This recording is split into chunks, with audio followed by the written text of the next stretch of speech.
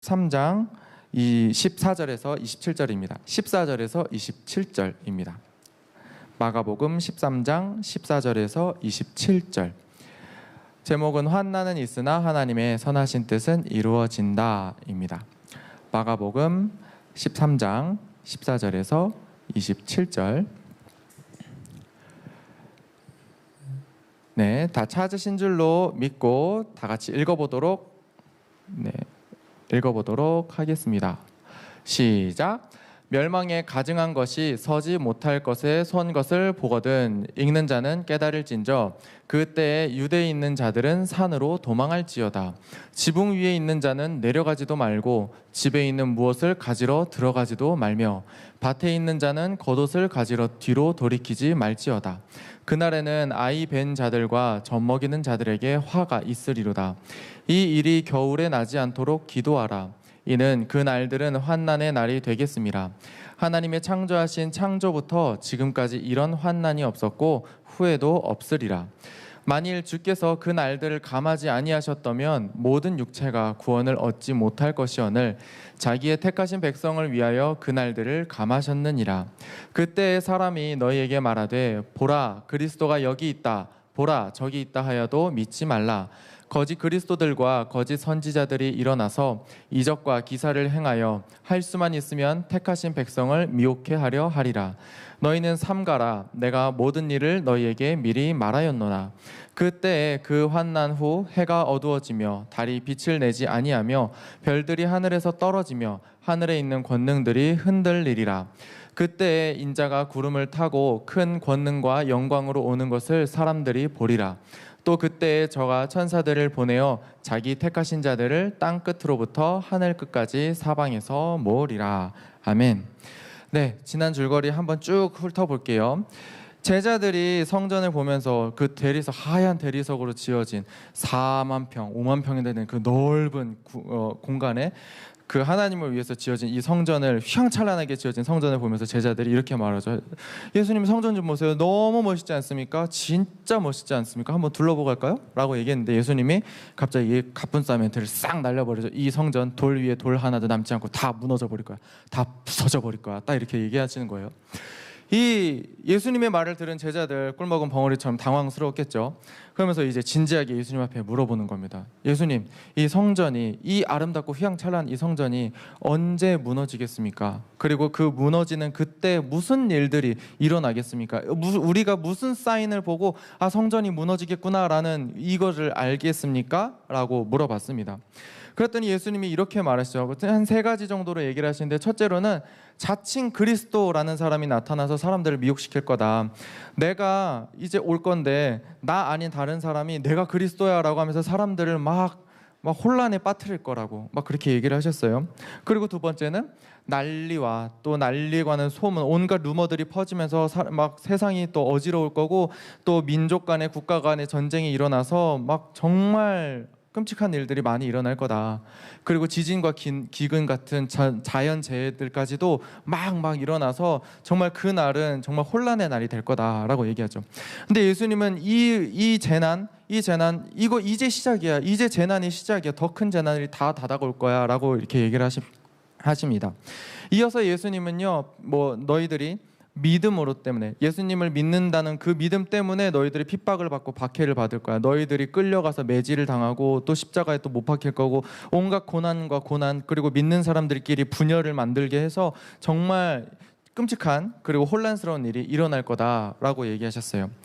예수님은 이 줄줄이 재난을 열거하시면서 이렇게 얘기하시는 거예요. 이 재난의 시작이다라는 말은요, 이건 시작에 불과해요. 앞으로 더 큰 고난이 닥쳐올 거야. 오늘 말씀을 들으면요, 정말 재난이 정말 끔찍한 수준으로 다가오는데요, 마치 산모가 출산을 앞두고 산통이 점점 밀려오는 것을 경험하듯이 고난은 점점 더 강해지고 또 점점 심해지고 그리고 점점 더 급하게 강하게 밀려 들어올 거라고 예수님이 말씀하세요. 예수님이 이 재난의 시작이다 라고 얘기하셨을 때 이 재난을요 정확하게 말하면 산통이거든요.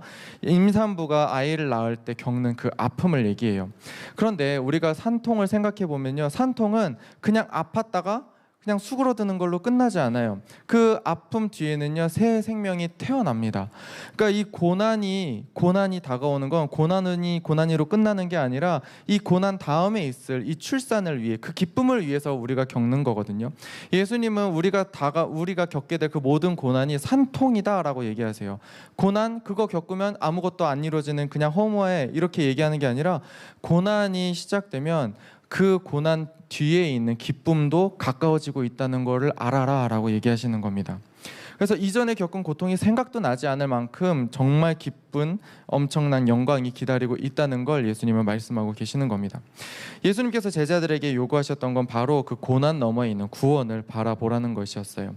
고난이 가까이 왔습니까? 그러면 그 고난 너머에 있는 구원도 가까이 왔다는 것도 알아야 됩니다. 그러니 고난을 끝까지 견뎌야 된다고 했어요. 끝까지 견디는 자는 구원을 얻는다고 예수님께서 말씀하셨고, 그리고 우리의 삶에서도 우리의 삶에 고난이 닥쳤다, 그 말은 그 고난 너머에 있는 기쁨과 고난 너머에 있는 구원, 또 하나님의 나라도 가까워진다는 것을 우리가 알고 끝까지 견디어야 된다라고 지난 시간에 얘기를 했었죠. 그래서 환난은 있으나 하나님의 선하신 뜻은 이루어진다라는 제목으로 오늘 말씀을 한번 볼 건데요. 예수님은 계속해서 이제 이 성전이 파괴될 때 무슨 일이 일어날 거냐라는 이 내용을 이어가십니다. 오늘 본문에서도요. 예수님은 구약의 말씀을 이용하셔서요, 그때 상황을 이렇게 말씀하십니다. 먼저는 14절에 예수님이 이렇게 말씀하세요. 멸망에 가증한 것이 서지 못할 것에 선 것을 보거든.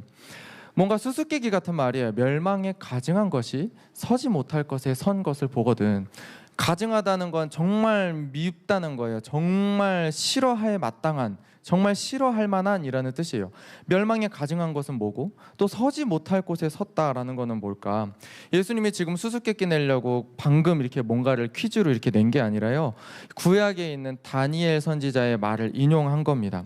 다니엘 11장 31절에 보면요, 이렇게 써 있어요. 군대는 그의 편에 서서 성소 곧 견고한 곳을 더럽히며 매일 드리는 제사를 폐하며 멸망하게 하는 가증한 것을 세울 것이며. 예수님은 다니엘을 인용하셔서요, 이런 식으로 얘기하셨어요. 성전이 파괴될 때 무슨 일이 일어날 거냐? 군대가 올 거다. 군대가 와서 성전을 더럽힐 거다.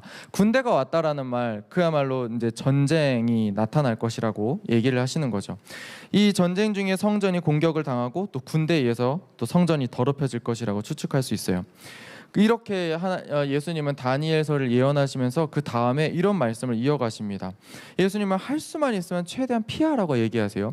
산으로 올라가고, 또 밭에 있는 자는 뒤를 돌아보지 말고, 또 지붕으로 올라갔다면 내려오지 말고, 그냥 있는 대로 피할 수 있으면 이 재난을 피하라 라고 예수님 말씀하세요. 그리고 또 이 날은 또 아이벤 자와 또 젖 먹이는 자들에게 화가 있을 거래요. 아이벤 자, 임신한 사람, 그리고 젖 먹이는 자, 또 어린 아이를 키우고 있는 사람에게 큰 화가 있을 거래요. 끔찍한 일이 일어날 거래요. 이 말은 그러니까 어떤 아이와 관련해서 또 이 처참한 일이 일어난다라는 것을 추측할 수 있는데요. 이 예수님은요, 이 상황이, 이 성전이 파괴되는 이 날이 어찌나 끔찍한지 지금까지 이런 일은 없었다. 그리고 하나님이 이 날을 최대한 줄이실 거라고, 정말 모든 사람들이 이 재난 앞에서 아무도 구원받지 못할 수도 있다고, 그래서 이 재난의 날을 최대한 하나님도 줄이려고 하신다고 이렇게 얘기하세요. 그리고 예수님은 다니엘서 다음에 또 이사야서를 인용하면서 이렇게 얘기하십니다. 해가 어두워지며 달이 빛을 내지 아니하며 별들이 하늘에서 떨어지며 하늘에 있는 권능들이 흔들리리라.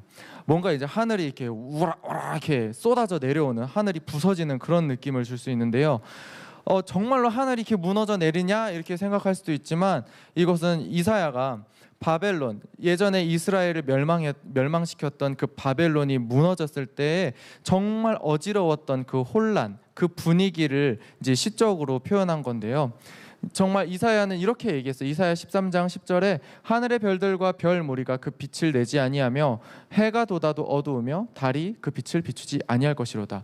정말 이 하늘에 있는 별들이 빛을 내지 못할 정도로 혼란스럽고 어지러울 것이다 라고 이사야가 얘기했고, 예수님은 그 이사야의 말씀을 인용하셔서 성전이 파괴될 때 정말 이 사회가 얼마나 어려운지 해와 달과 별이 빛을 내지 못할 정도로 정말 어지러울 거다라고 얘기하셨습니다. 지금까지의 내용을 정리해 보면요, 한 3가지 정도가 돼요. 첫째로는 아까 얘기했던 것처럼 군대가 예루살렘을 공격하고 또 그 안에 있는 성전을 공격한다. 그래서 성전을 더럽힐 것이다 였고요. 두 번째는 끔찍한 일들이 일어난다. 특히 아이들과 관련해서 어떤 일이 일어나겠죠. 그리고 셋째는 세상은 큰 혼란에 뒤덮이게 된다. 이 3가지 정말 그래서 할 수만 있으면 피하라고 예수님은 제자들에게 말씀하시는 겁니다. 이 일들이 어떻게 현실이 됐는지 이제 볼 건데요. 첫째로는요, 로마가 정치적으로 아주 크게 흔들립니다. 여러분, 로마에는요 4명의 황제의 해라는 게 있어요. 뭐 5명의 황제의 해도 있고요. 이 4명의 황제의 해는 뭐냐면요, 진짜 1년 새에 황제가 4번이나 바뀌었다는 거예요. 여러분들 아직 대통령 선거 안 해보셨지만 여러분 대통령이 바뀔 쯤에, 대통령 선거를 할 쯤에 사람들이 막 수군수군 거려요. 누가 대통령이 될까 막 하면서 사람 막 대통령 후보들이 서로 막 디스하면서 막 서로 까고 내가 대통령 될 거야 막 이렇게 얘기하면서 정말 어지러운 상황이 좀 연출이 되는데요. 이 4명의 황제, 우리가 생각하는 그 평화로운 방법으로 선거를 통해서 황제가 된 게 아니라요, 구테타를 통해서 이전에 올라갔던 황제를 막 죽이고 자기가 올라오는 이런 상황이 벌어지는 거예요. 여러분들, 우리는 겪어보지 못했어요. 전도사님도 겪어보지 못했는데 아마 선생님들은 겪어보셨을 거예요. 뭐 박정희 대통령, 전두환 대통령, 군인 출신이 나 대통령 될 거야 해서 군인 쫙 끌고 대통령 폐시키고 자기가 대통령이 되는 거. 이 상황에서 사람들이 많이 죽고 또 막 어떤 운동을 벌여서 대통령 내려와라라고 하는 그 어지러운 상황이 그 한 명의 대통령이 올라갔다 내려오는 순간에도 엄청나게 벌어지는데, 이 로마는요 무려 1년에 4번이나 그 일을 겪습니다. 어떻게 되는지 한번 볼게요. 이 68년 4명의 황제의 해라고 하는데요, 네로 황제, 그 로마의 불바다를 일으켜서 그 불바다의 원인을 로마 그리스도인이라고 얘기했던 그 로마 황제가요 68년 6월에 자살을 하고 맙니다. 그러니까 68년 6월에요 로마 의회가요 이제 다음 황제를 일으켜요.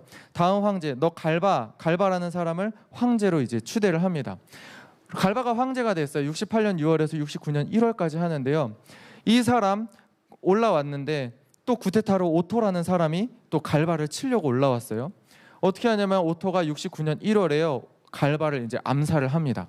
그러니까 다시 로마 의회는 오토라는 사람을 황제로 다시 올립니다. 오토가 69년 1월에서 69년 4월까지 딱 4개월이에요. 3개월? 짧으면 3개월, 느리면 4개월. 이때 동안 황제 하다가 또 죽어요. 어떻게 되냐면은 자기가 이제 암살을 해서 황제가 된 것처럼요, 비텔리우스라는 사람이요 오토를 치려고 다시 내란을 확 벌여요. 로마 안에서 막 분열을 만들었어요. 이 오토라는 사람이 비텔리우스가 일으킨 내란을 진정을 시켜야 되는데 진압을 실패합니다. 그래서 스스로 목숨을 끊어요. 3개월 만에, 황제 되고 3개월 만에 목숨을 끊습니다. 그리고 이 비텔리우스가 황제가 다시 돼요. 그래서 좀 길게 했어요. 69년 4월에서 69년 12월 8개월밖에 안 돼요. 8개월. 이 비텔리우스가 구테타로 이렇게 올라온 것처럼요, 그 당시 유대 총독이었던 베스파시아누스라는 사람이요 다시 이제 황제가 되기 위해서 구테타를 일으켜요. 그러니까 이 베스파시아누스에 의해서요 이 비텔리우스가 이제 처형을 합니다. 그러니까 한 해 황제가 하나 둘 셋 넷 4명이나 바뀌고 이제 이 한 해 이 4명의 황제 해가 끝나는데요, 결국 베스파시아누스가 황제가 되는데, 베스파시아누스가 황제가 되고 나서 자신의 양아들인 티투스를 이제 자신이 담당하고 있던 유대 진압 전쟁에 투입을 시켜요. 이제 네가 맡아라라고 얘기하는 거죠. 저번 시간에도 티투스가 나왔었죠. 그래서 이 양아들 티투스에게 유대 진압 전쟁을 이렇게 넘기는데요, 이 1년 안에 황제가 4명이나 바뀌는 거, 이사야가 얘기했듯이, 예수님이 이사야 예언을 인용했듯이 해가 어두워지며 달이 빛을 내지 않으며 정말 정치적으로 혼란한 시기가 이렇게 한 번 있었어요. 그러고 나서 베스파시아누스의 명령에 의해서 티투스가 이제 예루살렘을 침공을 합니다. 때는 6월절이고요. 6월절에 사람들이 어떻게 한다고요? 하나님께 제사를 드리기 위해서 전국 각처에서 몰려들죠. 그 당시 유대인들은 어떻게 생각을 했냐면요, 이 하나님이 계시는 이 도시 예루살렘, 그리고 하나님께서 계시는 이 성전은 절대 무너지지 않아. 왜냐하면 하나님이 계시기 때문에, 하나님이 지키시고 있기 때문에 절대 무너지지 않아 라는 그 믿음 하나로요 더 많은 인원들이 예루살렘과 또 이스라엘 각처에서 사람들이 예루살렘으로 모여듭니다. 예루살렘으로 다 모여들인 그때에 이 티투스가 어떻게 하냐면요, 군대를 동원해서 예루살렘을 싹 감쌉니다. 포위를 시켜버려요. 그러니까 예루살렘에 사람들이 꽉꽉 찼겠죠. 사람들이 당황했을 거예요. 그런데 이제 유대인들은요, 이 유월절 이집트에서 해방된 그 기쁨의 자유의 날인데 로마가 우리를 압박한다고 여기에서 이제 열불이 난 거예요. 그래서 이제 유대인들 사이에 있던 열심당원이라는 사람들이 있어요. 약간 정치적인 당파 같은 건데, 이 사람들이 이스라엘의 독립을 위해서는 사람을 죽여도 괜찮다, 막 쿠데타 일으키고 막 뭐 해도 괜찮다라고 생각했던 사람들인데, 이 사람들이 이제 사람들을 선동하기 시작하는 거예요. 이제 막 로마와 내가 죽어도 로마와 싸우겠다, 죽어도 내가 이스라엘을 독립시키겠다라고 이제 얘기를 한 겁니다. 그렇게 시작을 했는데요, 이 방향이 이상한 방향으로 흘러갑니다. 이스라엘 사람과 로마 사람들이 이제 로마 군인들이 이제 전쟁을 일으키는 그 상황에 예루살렘이 포위를 당하니까요, 이 유대인들, 열심당원을 중심으로 한 유대인들이요, 유대인을 죽이기 시작해요. 무슨 말이냐면, 유대인들 중에서 이 결사항전을 외치면서 사람들을 이제 이스라엘 로마 군인들과 싸워야겠다라고 이제 생각한 사람들만 있는 게 아니었어요. 로마와 어떻게든 평화적으로 좀 이 사태를 진정시켜야 되지 않겠냐, 로마한테 항복을 해야 되지 않겠냐라는 사람들도 있었는데, 이 열심당원인 사람들이요, 그 사람들을 용납치 않았어요. 너희들이 어떻게 로마에 항복할 수 있냐, 너네 죽어라고 하면서 유대인들이 유대인을 공격하기 시작합니다. 그렇게 해서 로마인들한테 죽은 유대인들보다요, 유대인들한테 죽은 유대인들이 더 많아지는 사건이 발생을 해요. 이 결사항전을 외치던 이 열심당원들 또 무슨 일을 일으키냐면, 내가 죽어도 로마 군인들이랑 싸우겠다라는 그 의지를 불태우기 위해서 어떻게 하냐면 예루살렘 안에 있는 음식들을 다 태워버립니다. 내가 죽어도 이제 로마 군인과 싸우겠다는 거잖아요. 사람들이 굶어 죽기 시작해요. 막 사람들이 유대인들이 유대인들한테 죽기 시작하면서 또 굶어 죽기 시작하는데, 이때 무슨 일이 일어나냐면, 이제 아이들한테 큰 화가 있을 거라고 했잖아요. 사람들이 자신의 아이들을 잡아먹기 시작해요. 어쨌든 살아야 되니까. 막 제가 이걸 준비하면서 너무 끔찍해서 막 이렇게 막 울컥했는데요, 이 당시의 상황을 경험했던 유대인 역사가 요세푸스가 이렇게 설명을 합니다. 네, PPT 한번 보여주세요. 유대인들은 굶주렸고 일부는 자기 자식을 잡아먹었다. 그녀는 자기 아들을 죽인 뒤에 구운 다음에 절반을 먹고 나머지 절반을 숨겨두었다. 왜냐하면 자기가 또 먹어야 되잖아요. 다른 사람들한테 뺏기지 않으려고. 피해자들의 대다수는 평화로운 시민들과 약자들, 비무장 인원들이었고, 그들이 붙잡힌 어디에서든 살육을 당했다. 제단 주위에 시체 더미는 쌓이고 더욱 쌓이는 한편, 성소의 계단 아래로 피의 강물이 쏟아져 내리고, 꼭대기에서 살해당한 자의 시체가 바닥으로 미끄러져 내려갔다. 막 공포 영화 보는 것 같아요. 막 고어물이에요. 사람들이 어찌나 끔찍하게 죽었는지, 정말 예수님이 말씀하신 대로 할 수만 있으면 피하라고, 너네들 진짜 할 수만 있으면 피하라고, 어린아이들에게 화가 있을 거다라고 얘기하시면서, 그렇게 얘기하셨던 그 말씀이요, 성전이 파괴될 때 정말 똑같이 일어났어요. 예수님은 이런 일들이 일어날 것을 아시고 제자들에게 피할 수만 있으면 피하라, 최대한 피하라 라고 얘기하셨습니다. 그렇게 해서 결국 예수님께서 말씀하신 성전 파괴는 AD 70년에 이제 로마군에 의해서 이루어졌습니다. 성전 파괴는요, 더 이상 성전에는 속죄의 기능이 없다라는 하나님의 어떤 나타내심이에요. 더 이상 성전에서는 속죄를 할 수가 없고, 오직 예수님만이, 예수님을 믿고 따르는 것만이 우리의 죄를 씻김 받을 수 있는 유일한 길이다라는 것을 알려주신 사건이에요. 성전에서 아무리 제사를 많이 드려도, 또 성전에서 정말 많은 제물의 피를 흘려도요, 우리의 죄는 씻김 받을 수가 없어요. 어떻게 씻김 받게 되냐면 예수님께서 흘리신 그 피로 우리는 죄를 용서받게 되는 거죠. 오직 예수님만이 길이고 진리고 생명이라는 사실을요, 하나님은 이 성전 파괴를 통해서 알려주셨습니다. 그렇다면 우리는 이런 질문을 떠올리지 않을 수 없어요. 이렇게까지 하셔야만 했냐고, 이렇게까지 하셔야 됐냐고. 성전이 무너지는 걸 원하셨다면 성전만 무너뜨리면 될 걸, 왜 이렇게 수많은 사람들을 죽이면서까지 하나님은 그것을 말하고 싶으셨냐고. 성전이 무너지고 사람들에 의해서 죽임을 당하고 자기 자식을 잡아먹는 그런 광경을 보셔야 속이 시원했냐라고 이제 하나님께 따져 물을 수 있는 거죠. 우리는 때때로 하나님이 다스린 이 세상에서 안타까운 일이 일어날 때마다 하나님한테 이렇게 묻게 됩니다. 꼭 이렇게 하셔야 되냐고요. 그리고 하나님의 방식이 이해가 안 된다는 불만을 표출하기도 합니다. 우리는요, 이 처참한 상황 속에서 이 상황을 하나님께서 어떻게 보시는지, 하나님께서 어떤 얼굴로 보시는지 우리는 그 하나님의 얼굴을 잘 살펴보아야 돼요. 저번 주 설교 때 우리가 깊이 봐야 된다고 했잖아요. 성경을 깊이 봐야 되고 또 사람을 깊이 봐야 되고 어떤 상황을 깊이 봐야 된다고 얘기했듯이, 우리는요, 하나님이 어떤 얼굴을 하고 있는지, 이 상황을 보시고 있는 하나님께서 어떤 얼굴을 하고 계신지 좀 깊이 들여다볼 필요가 있습니다. 자신의 백성이 죽어나가는 광경을 보시면서 하나님이 어떤 얼굴을 하고 계셨을까요? 아마 또 피눈물을 흘리고 계셨겠죠. 아마 엄청 안타까우셨을 거예요. 그걸 어떻게 알아요? 하나님의 얼굴을 본 사람이 아무도 없는데 그걸 하나님이 눈물을 흘리셨다는 걸 어떻게 알아요? 라고 또 질문이 생기겠죠. 그러면 성경을 통해서 우리는 몇 가지를 알 수가 있는데요. 첫째는 하나님을 닮게 우리가 만들어졌잖아요. 하나님을 닮아서 우리가 지금 이 모습을 하고 있어요. 사람들의 아픔을 공감하고 또 기쁨과 슬픔을 느끼는 우리의 모습을 통해서 우리가 이웃의 아픔에 공감할 수 있다는 그 사실을 통해서 하나님이 우리의 아픔에 공감할 수 있구나라는 것을 우리가 첫 번째로 알 수 있고요. 두 번째로는 성경의 정말 많은 부분에서요, 하나님이 이 우리의 아픔을 가만두지 않으신다, 우리의 아픔에 공감하시고 또 안타까워하신다는 것을 알 수 있어요. 구약을 조금 인용해 볼게요. 출애굽기를 보면요, 여러분, 출애굽기가 이스라엘 민족이 이집트에 들어가서 온갖 노예 생활을 하면서 괴로운 일을 당했잖아요.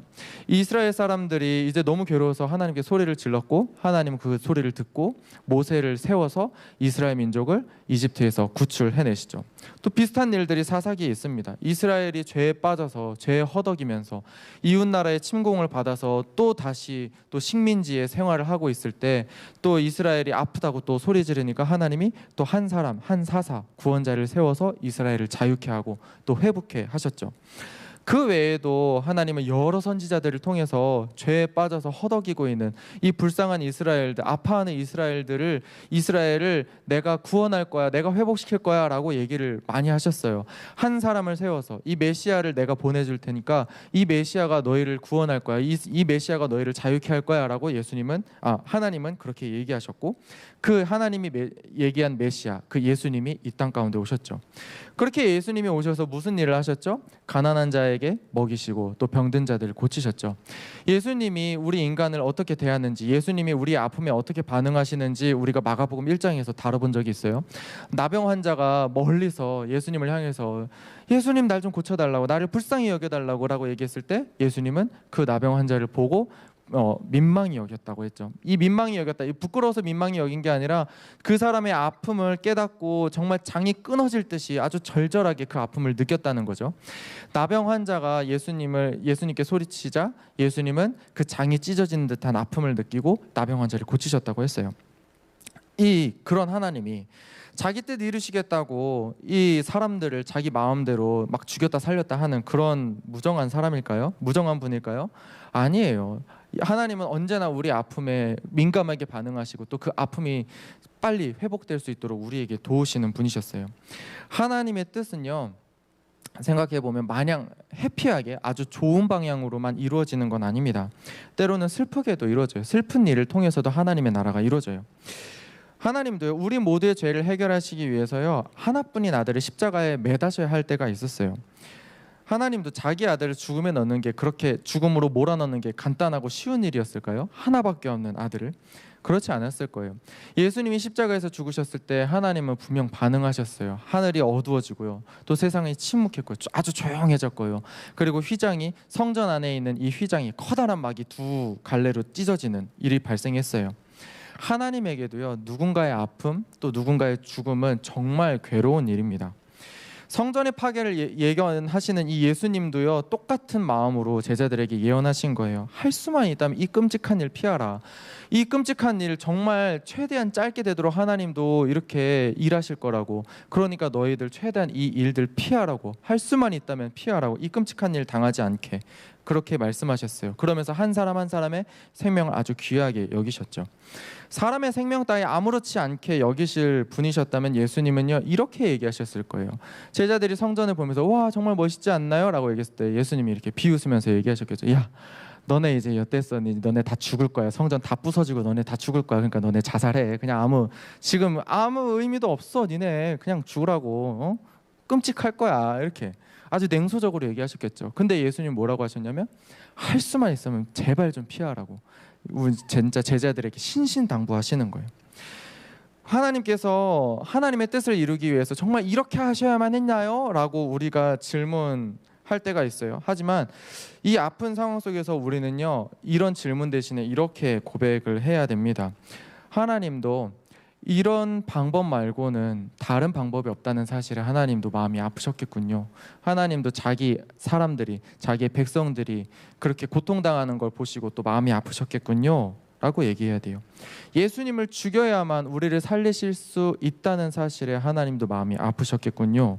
성전이 파괴되고 사람들이 죽어나가는 그 방법 말고는 다른 방법이 없었다는 그 사실에 하나님도 마음이 아프셨겠군요 라고 고백해야 되는 거죠. 하나님의 뜻은요, 때로는 아픈 방법으로 또 슬픈 방법으로 이루어지기도 합니다.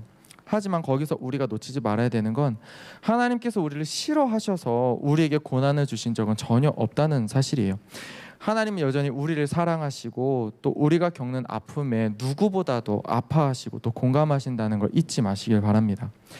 지금 이 순간에도 가슴 아픈 일들을 통해서야 하나님의 뜻이 이루어지기도 합니다.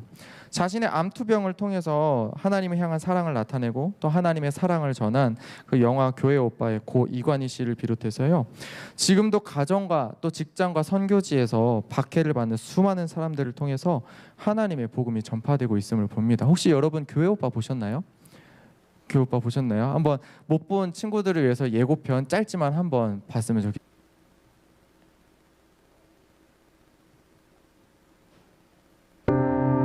오늘 나에게 주어진 이 하루가 내 인생의 마지막 날이라고 가정을 하면은 이 하루를 누군가를 미워하고 증오하면서 보내고 싶지는 않아요. 제가 엄청 아팠대요. 복막전이가 있는 환자분이시기 때문에 사악이 대장암이고요.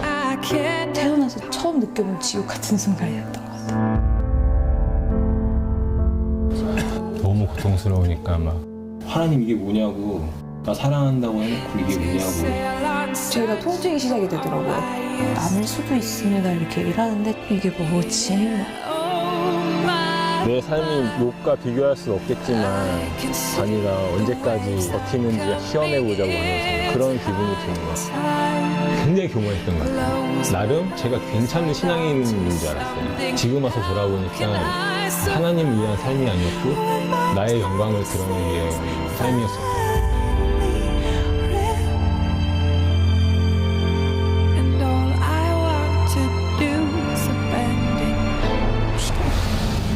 다 잘못했습니다. 저의 죄를 용서해 주세요. 주님 고쳐주시옵소서. 또 그 순간순간 감사함으로 하나님께 나아갔던 거라고 생각하거든요.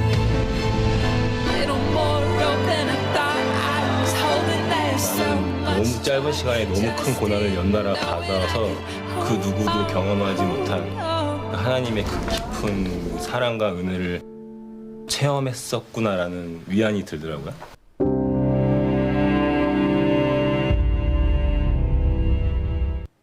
네. 이분 정말 하나님을 신실하게 믿던 두 부부거든요. 이관희 씨와 그 아내인데요. 정말 행복하게 결혼하고 아이가 이제 태어났어요. 태어난 지 1년 만에 이관희 씨가 암에 걸립니다. 암에 걸려서 이관희 씨가 암에 걸린 충격 때문에요, 이관희 씨의 어머니가 이제 스스로 목숨을 끊습니다.